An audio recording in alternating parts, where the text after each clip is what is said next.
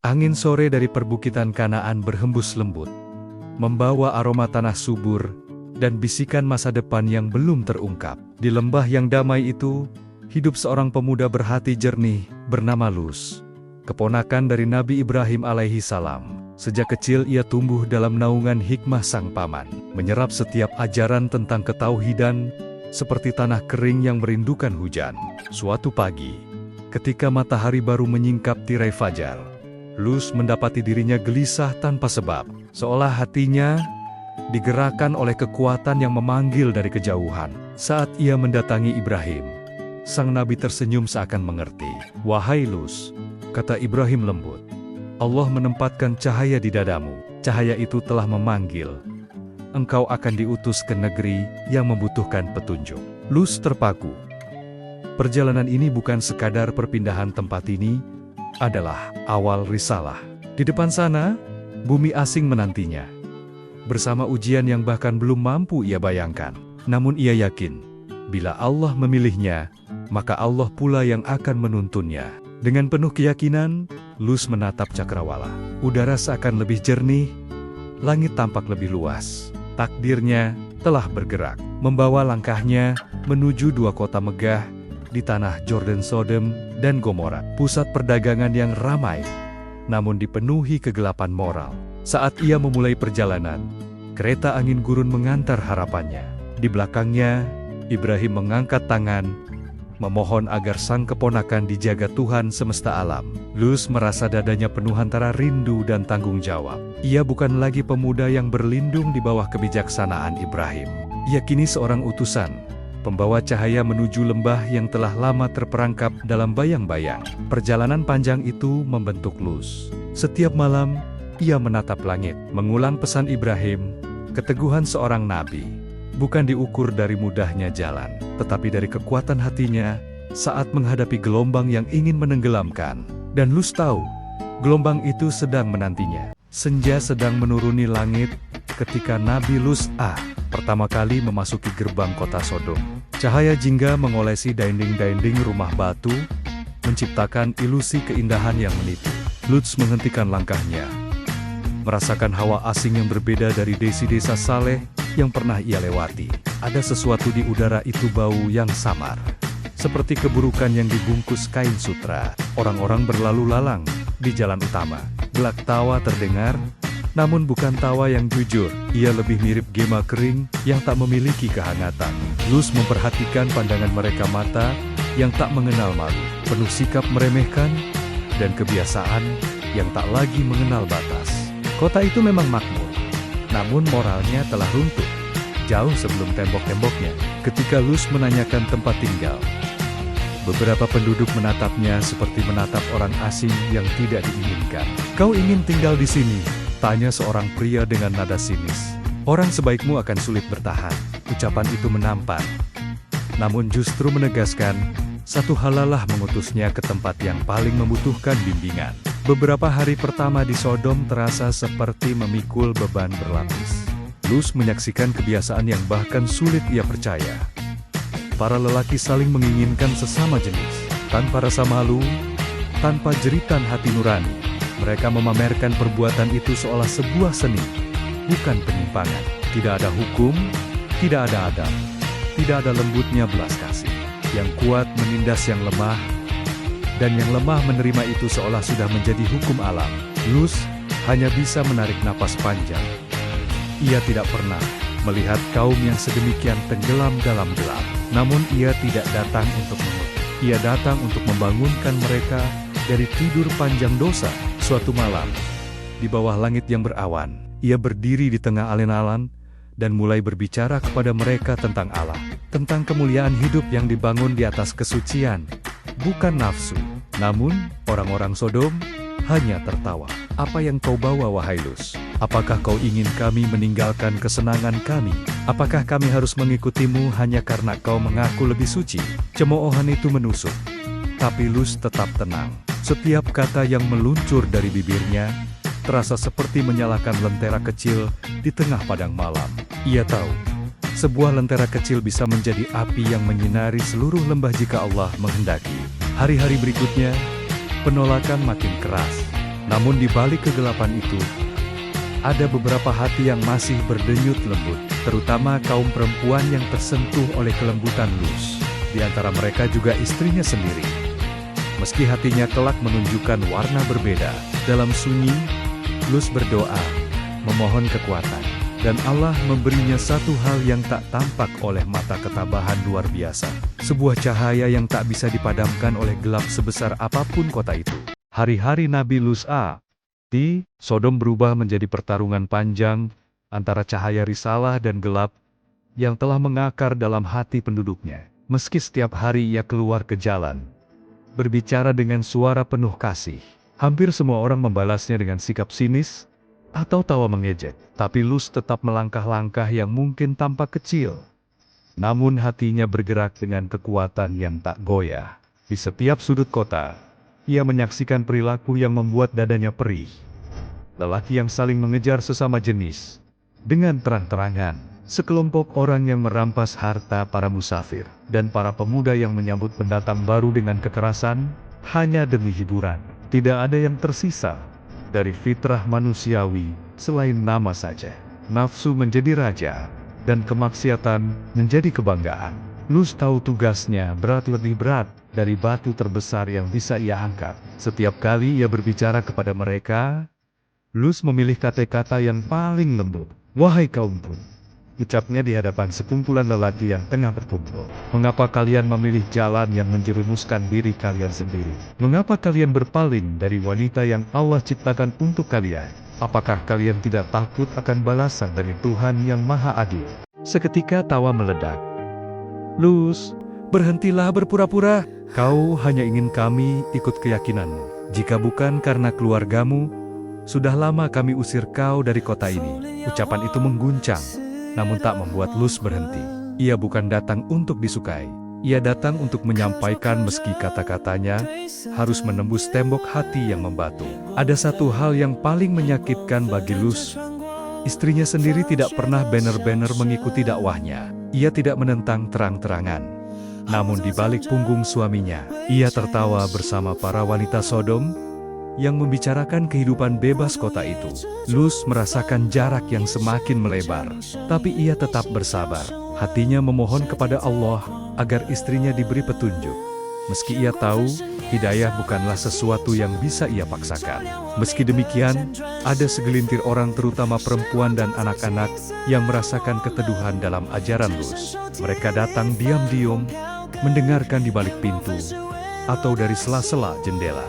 Tidak banyak, tapi cukup untuk mengingatkan bahwa kebaikan masih hidup, meski hanya dalam detik kecil. Luz juga sering menolong para pendatang yang diperlakukan semena-mena. Ia melindungi mereka dari gangguan pemuda-pemuda Sodom. Suatu malam, ia membawa seorang musafir yang babak belur ke rumahnya. Ia mengobati luka-lukanya dengan hati-hati. Sementara di luar rumah, sekelompok pemuda berteriak, menuntut agar musafir itu diserahkan kepada mereka. "Biarkan dia keluar. Kami ingin bersenang-senang dengannya." Luz berdiri tegap di depan pintu. Tubuhnya menjadi benteng kurus, namun kokoh. "Tak ada yang akan menyentuh tamuku," katanya tegas. "Tak selama aku masih berdiri." Mereka tertawa, tapi tawa itu penuh kebencian. "Engkau terlalu suci, wahai Luz. Jika tidak karena kami menahan diri, sudah lama kami hapus dari kota ini." Luz menutup pintu. Di dalam gelap yang hanya diterangi lampu minyak, ia berlutut. Suaranya lirih, namun setiap kata terbang tinggi hingga langit ketujuh. "Ya Allah, Engkau mengetahui segala yang tersembunyi. Engkau mengetahui hati mereka dan hatiku. Aku telah menyampaikan.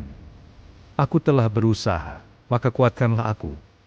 Jangan biarkan aku rapuh." Dan pada malam itu, entah mengapa, Luz merasakan sesuatu di hatinya, seperti bisikan lembut, seperti pesan yang belum sepenuhnya terungkap. Ia tidak tahu apa yang akan datang, tetapi ia merasakan bahwa langit sedang bergerak, bahwa sesuatu yang besar, sesuatu yang belum pernah terjadi sebelumnya, sedang disiapkan oleh Allah. Malam itu, untuk pertama kalinya, kota Sodom terasa lebih sunyi-sunyi, yang bukan berasal dari ketenangan, tetapi dari tanda-tanda sebuah badai yang sedang merangkak dari kejauhan.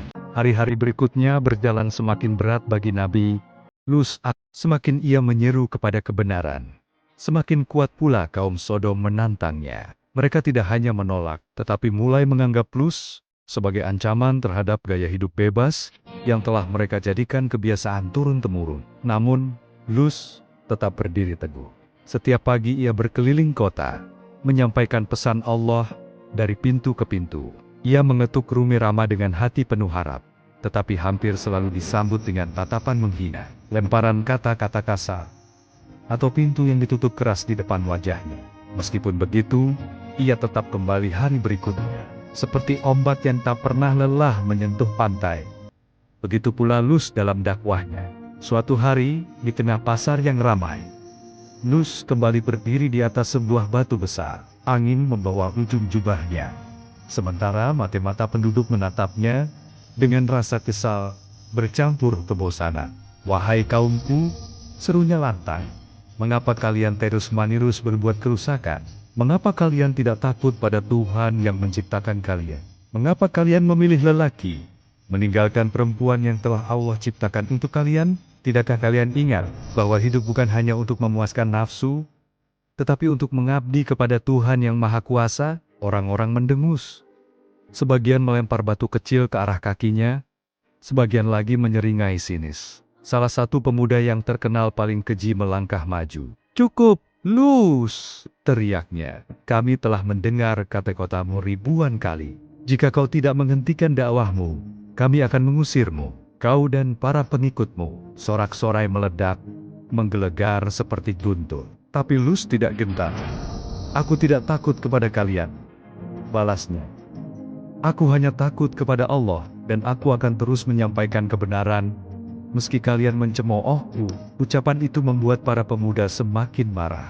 Mereka mendekat, tetapi beberapa orang tua menahan mereka bukan karena mereka setuju dengan Lut, melainkan karena takut perkelahian itu menarik perhatian penduduk lain dan merusak ketertiban kota mereka. Malam itu, Lut pulang dengan langkah berat. Ketika ia memasuki rumahnya, istrinya menyambut dengan tatapan penuh kejengkelan. "Mengapa kau terus menantang mereka?" katanya, dengan nada dingin. "Kau membuat semua orang membenci. Tidak bisakah kau diam saja, biarkan mereka hidup dengan cara mereka?" Lut menatap istrinya lama. Cahaya lampu minyak memantulkan bayangan wajah yang semakin asing baginya. "Aku tidak bisa diam ketika kebenaran diinjak-injak." Hari itu langit Sodom tampak lebih redup dari biasanya. Matahari tertutup awan kelabu yang menggantung rendah, seolah membawa firasat buruk. Nabi Lut merasakan kegelisahan yang sulit ia jelaskan. Seperti ada sesuatu yang bergerak dalam takdir. Mendekat perlahan, namun ia tetap menjalankan aktivitasnya. Menolong siapapun yang bisa ia bantu. Menegur siapapun yang masih memiliki secuil kebaikan. Menjelang sore, ketika angin membawa hawa yang dingin, namun anehnya menenangkan, Lut melihat 3 pemuda tampan memasuki gerbang kota. Wajah mereka bersih, penampilan mereka rapi, dan langkah mereka membawa wibawa yang sulit dijelaskan. Lut langsung tertegun para pemuda itu bukan penduduk Sodom. Mereka terlalu terhormat untuk menjadi bagian dari kota yang telah rusak moralnya. Ia mendekat, menatap mereka dengan penuh kehati-hatian. "Wahai tamu-tamu asing, dari mana kalian datang?" tanyanya dengan suara lembut. Para pemuda itu saling berpandangan sejenak, lalu berkata dengan nada yang tenang, "Kami adalah musafir. Kami memerlukan tempat menginap." Lut menelan ludah. Ia tahu betul betapa berbahayanya Sodom bagi para pendatang. Terlebih lagi, bagi pemuda tampan seperti mereka. Kaum Sodom memiliki kebiasaan keji.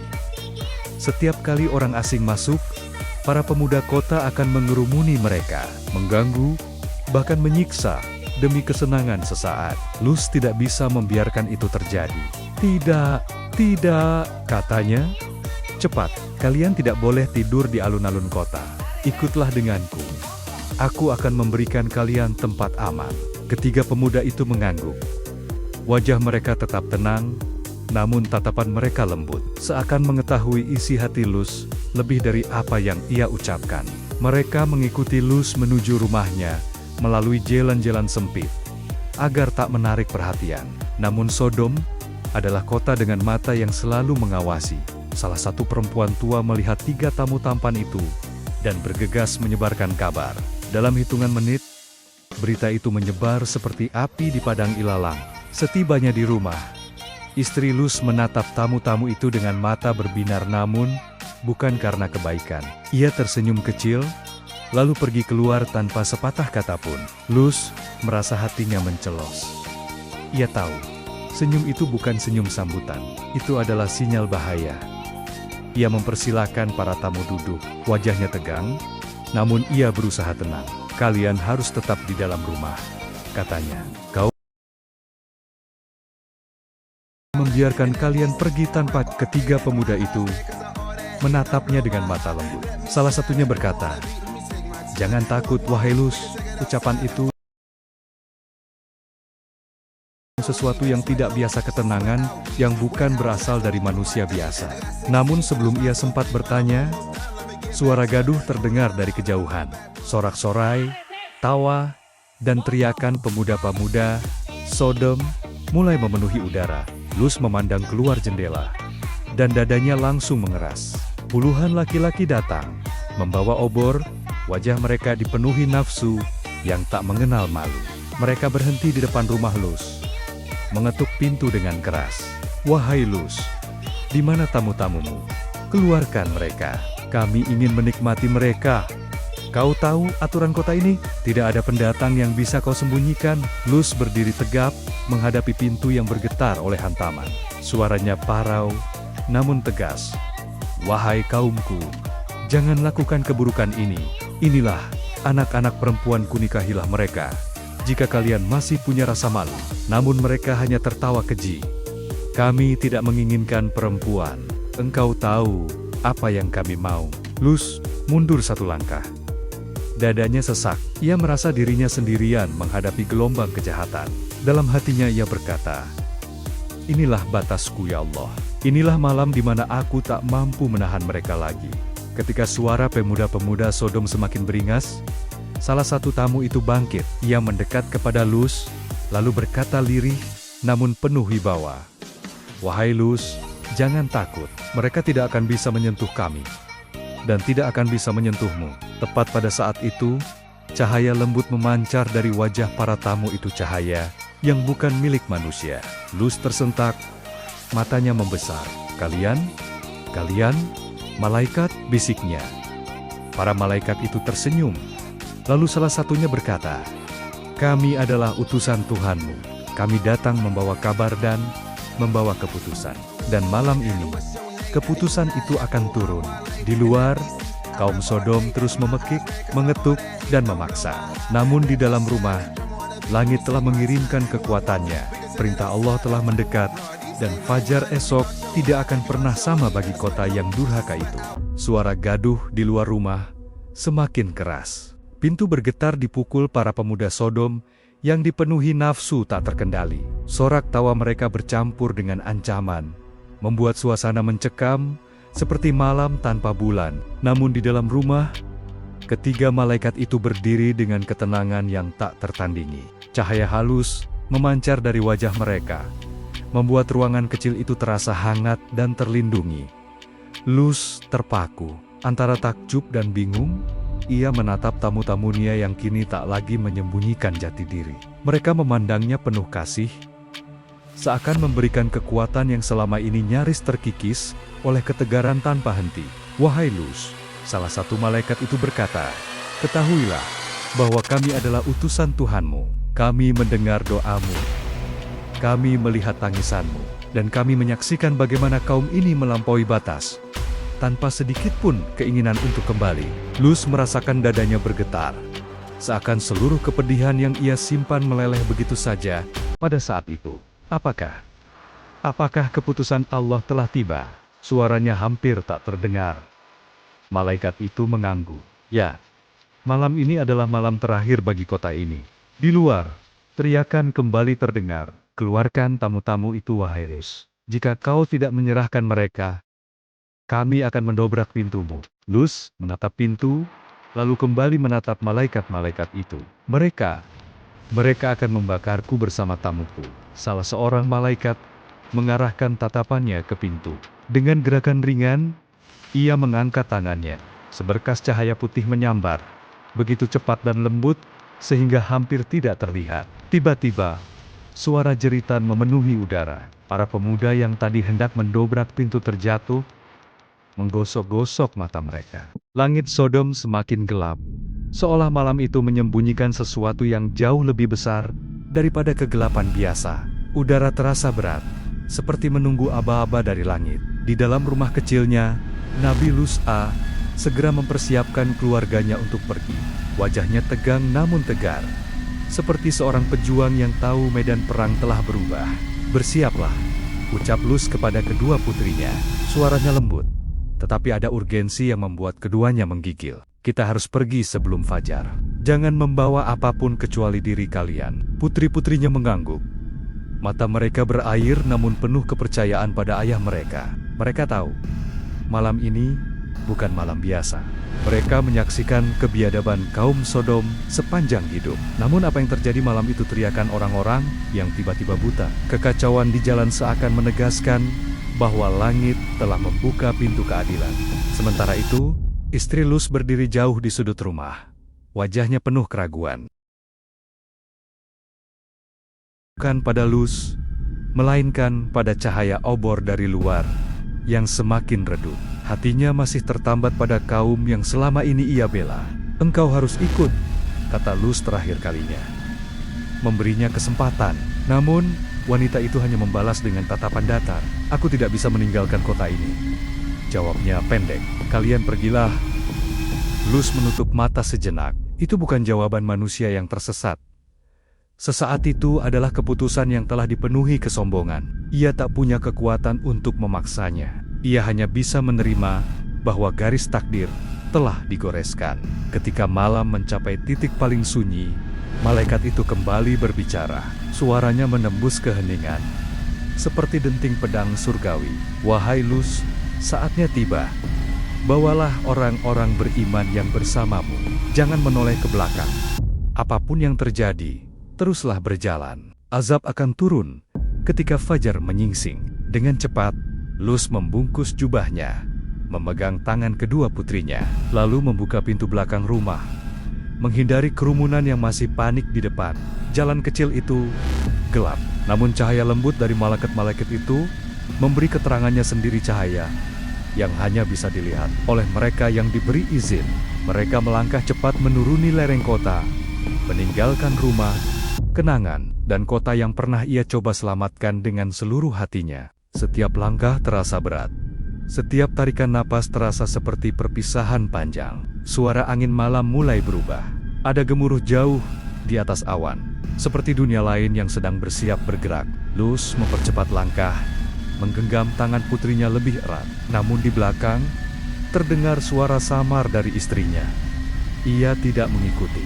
Ia hanya berdiri di depan rumah, menatap kota itu, seakan menunggu fenomena yang ia yakini tidak akan benar-benar terjadi. Ia tidak tahu bahwa ia sedang berdiri di ambang takdir yang paling kelam. Saat Lus dan putri-putrinya semakin jauh dari kota, salah satu putrinya berbisik pelan, "Ayah, apakah mereka akan binasa?" Lus menahan napas. "Aku telah memperingatkan mereka sepanjang hidupku," jawabnya lirih. "Allah Maha Adil. Wahai putriku, malam ini bukan malam balas dendam. Ini malam penegakan kebenaran." Di langit, kilatan seperti petir mulai muncul, namun tanpa suara. Cahaya itu menggores awan, seperti pena yang menulis akhir bagi sebuah bangsa. Malaikat itu kembali menegaskan, "Teruslah berjalan, jangan berhenti." Lus berjalan tanpa menoleh, karena ia tahu, menoleh ke belakang berarti menatap kemurkaan Allah, dan itu bukan sesuatu yang boleh dilihat oleh mata manusia. Semesta seakan bergerak di belakang punggung mereka. Tanah di kejauhan mulai berguncang halus, seperti napas bumi yang semakin berat. Ketika mereka mencapai sebuah bukit kecil, jauh dari Sodom, Lus berhenti sejenak, hanya untuk memastikan jarak mereka cukup jauh. Putri-putrinya terengah, namun mereka tetap menggenggam tangan ayahnya. Malaikat itu berkata, "Bertahanlah di sini. Ketika fajar terbit, kau akan melihat keputusan yang Allah janjikan. Luz menundukkan kepala. Hatinya pilu. Ia tidak pernah meminta azab untuk kaumnya, tetapi ia telah memohon keadilan setelah melihat mereka menolak semua pintu kembali. Angin malam bertiup, membawa aroma debu dan akhir dari sebuah era.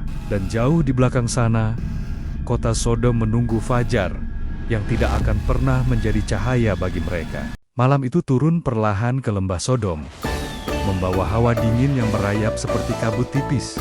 Angin bertiup pelan, tetapi ada sesuatu yang berbeda di balik keheningan itu, seolah langit menahan napas, menunggu sesuatu yang besar terjadi. Di rumah Nabi Luz AS, lampu-lampu minyak sudah dinyalakan.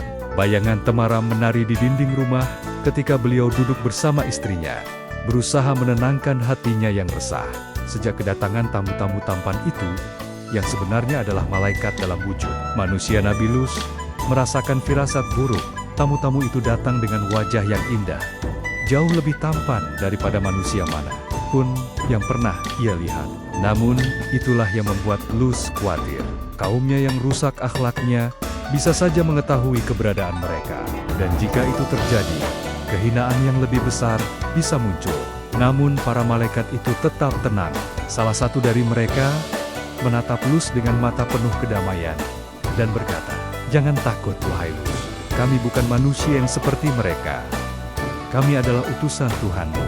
Kami datang membawa kabar yang telah lama engkau nantikan. Kebenaran akan menang, dan kezaliman akan segera dihentikan." Tapi Luz masih gelisah. "Aku takut kaummu akan datang. Mereka tidak mengenal batas, dan mereka tidak segan melakukan tindakan keji kepada siapapun." Baru saja ia selesai bicara, terdengar suara gaduh di kejauhan. Sorak-sorai campur teriakan liar mulai memenuhi udara. Semakin lama semakin dekat. Luz bangkit, wajahnya berubah tegang. Ia berlari menuju pintu dan melihat Banggen-Bianggen bergerak mendekat kaum Sodom yang berdosa, membawa obor dan ekspresi penuh hawa nafsu. "Luz, di mana tamu-tamumu? Keluarkan mereka kepada kami," teriak salah satu dari mereka dengan nada penuh nafsu rendah. "Ada apa kalian datang di malam gelap seperti ini?" sahut Luz, mencoba menghalangi pintu dengan tubuhnya. "Kami mendengar kau kedatangan tamu, dan kau tahu apa yang kami inginkan," kata yang lain sambil tertawa sinis. Hati Luz serasa dihimpit dua batu besar. Ia tidak ingin kaumnya semakin tenggelam dalam dosa, tetapi ia juga tidak ingin para malaikat tamu itu tersakiti. Meskipun ia tidak tahu bahwa para malaikat sama sekali tidak mungkin mereka sakiti. Wajah Luz berubah penuh luka dan duka. "Hai kaummu, tidakkah kalian takut kepada Allah? Tidakkah di antara kalian ada seorang pun yang masih punya rasa malu?" Kerumunan itu hanya tertawa. Mereka sudah dibutakan oleh syahwat dan kejahatan. Tiba-tiba salah satu malaikat mendekat dari belakang dan berkata dengan suara pelan, namun tegas, "Wahai Luz, jangan takut. Mereka tidak akan dapat menyentuh kami. Bebanmu selama ini telah sampai pada akhirnya." Malaikat itu kemudian membuka sedikit pintu dan meniupkan cahaya kecil ke arah kaum Sodom. Seketika itu juga, mata mereka menjadi buta sementara. Mereka berteriak dan meraba-raba, tersandung satu sama lain dalam kepanikan. "Apa yang terjadi? Kenapa gelap? Mata kami terbakar." Luz terpana melihat apa yang terjadi. Sementara malaikat itu kembali menutup pintu. "Wahai Luz," kata malaikat itu lagi, "segera keluarlah bersama keluargamu sebelum fajar. Azab Tuhan akan turun kepada kaum ini. Jangan menoleh ke belakang. Istrimu, dia akan tertinggal, karena ia termasuk orang-orang yang membangkang." Kalimat itu menusuk dada Luz. Namun ia tahu bahwa keputusan Allah adalah yang terbaik. Di luar rumah, kaumnya masih menjerit dalam kebingungan, tetapi tidak ada lagi yang dapat mereka lakukan. Malam itu menjadi malam paling panjang dalam sejarah kota. Pada malam ketika pintu rahmat telah ditutup dan pintu keadilan dibuka, Nabi Luz bersiap. Hatinya berat seperti batu yang tenggelam ke dasar sungai. Segalanya akan berubah, dan fajar nanti bukan hanya membawa cahaya baru, tetapi juga akhir dari kaum yang selama ini membangkang terhadap Rob mereka. Fajar masih jauh ketika Nabi Luz mengetuk pintu-pintu kamar keluarganya. Tangan beliau sedikit gemetar, bukan karena takut, Tetapi karena beratnya meninggalkan kota yang telah lama ia tinggal, meski penuh kerusakan, di sanalah ia berdakwah, berjuang, dan menahan luka bertahun-tahun. Namun malam ini semuanya harus berakhir. Azab Allah sudah ditetapkan, dan tidak ada lagi yang mampu mencegahnya. Luz memandang istri beliau untuk terakhir kalinya. Wajah perempuan itu datar, bahkan cenderung muram. Dalam hati kecilnya, ia tidak ingin meninggalkan kota itu. Ia tidak mengakui kelihayan para malaikat, dan lebih buruk lagi, hatinya masih condong kepada kaum Sodom. Berkali-kali ia menyebar kabar-kabar yang merugikan Luz. Berkali-kali pula, Lut menutupi kesalahannya. Namun malam ini, keputusan Allah telah ditetapkannya tidak akan ikut selamat. Bersiaplah, kata Luz kepada kedua putrinya yang patuh dan setia. Kita akan pergi sebelum matahari terbit. Para malaikat yang menjadi tamunya berjalan mendekat. Saatnya pergi, ujar salah satu dari mereka. Dan ingatlah, wahai Luz, jangan menoleh ke belakang. Siapapun yang menoleh, dia akan ikut tertimpa azab itu. Luz mengangguk. Mereka keluar dari rumah di tengah kegelapan yang masih pekat. Di kejauhan, suara kaumnya yang buta sementara masih terdengar, jeritan, cacian, dan teriakan panik. Namun mereka tidak lagi menjadi ancaman, hati mereka telah ditutup, dan hidup mereka akan segera berakhir. Rombongan kecil itu bergerak menyusuri jalan setapak menuju luar kota. Angin dingin fajar menyentuh kulit. Sementara hembusan samar membawa aroma tanah yang aneh seperti pertanda bahwa bumi pun sedang menahan sesuatu di perutnya. Langkah Nabi Lut semakin cepat. Begitu pula putri-putrinya. Tetapi istrinya berjalan lambat, seakan enggan meninggalkan kehidupan lamanya. Cepatlah, kata Luz dengan suara lembut namun tegas. Jangan tertinggal. Namun perempuan itu tetap ragu. Setiap langkah baginya terasa seperti meninggalkan seluruh dunia yang ia kenal. Ketika mereka sudah mencapai jarak aman dan melewati batas kota, salah satu malaikat menghentikan langkah, menoleh ke arah lembah. Meski manusia hanya melihat kegelapan, para malaikat melihat jelas seluruh rencana Allah akan segera turun. Tiba-tiba bumi bergetar pelan. Getaran itu semakin kuat. Bumi seakan mengerang. Langit yang gelap mulai tersibak oleh cahaya yang sangat terang. Seperti kilat yang tidak pernah padam. Luz dan putri-putrinya terus berjalan. Tidak berani menoleh. Hanya istrinya yang tertahan oleh rasa penasaran yang tak pernah padam atau mungkin oleh cinta yang salah kepada kaum yang penuh maksiat itu. Apa yang terjadi di belakang? Bisiknya.